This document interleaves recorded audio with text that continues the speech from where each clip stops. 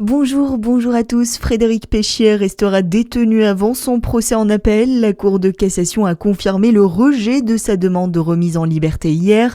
L'ancien anesthésiste de Besançon a été condamné à perpétuité en première instance pour l'empoisonnement de 30 patients dont 12 sont décédés. Ses avocats estimaient qu'il devait préparer sa défense dans de meilleures conditions.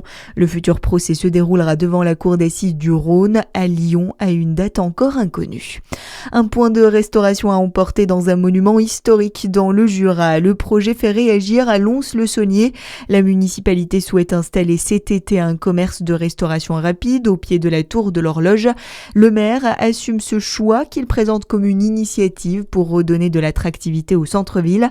Sur les réseaux sociaux, plusieurs habitants s'opposent toutefois au projet et demandent une valorisation plus culturelle du patrimoine local. À Dijon, le club de tir de la police va faire des aménagements pour limiter les nuisances sonores. C'est une mesure prise face au mécontentement des riverains du quartier de la Colombière. Une pétition datant de plusieurs mois a même été constituée par les plaignants. Des études vont être menées pour couvrir les extérieurs. Une réduction des horaires d'ouverture est aussi à l'étude. Le coût serait estimé à plus de 120 000 € environ.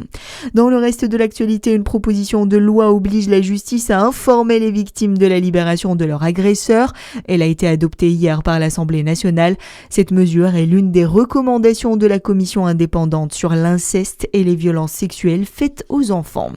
Il dénonce une situation intenable. Les chauffeurs de taxi sont reçus aujourd'hui par le ministre des Transports pour parler de la hausse des prix du carburant, plus 30 à 50 € sur un plein, alors que la plupart des chauffeurs passent à la pompe tous les jours ou tous les 2 jours.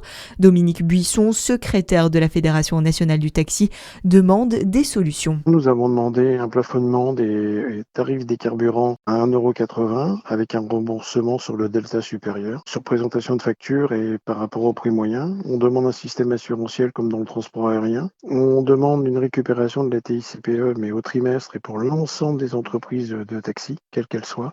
Et le dernier point, c'est le gel immédiat de la taxe CEE.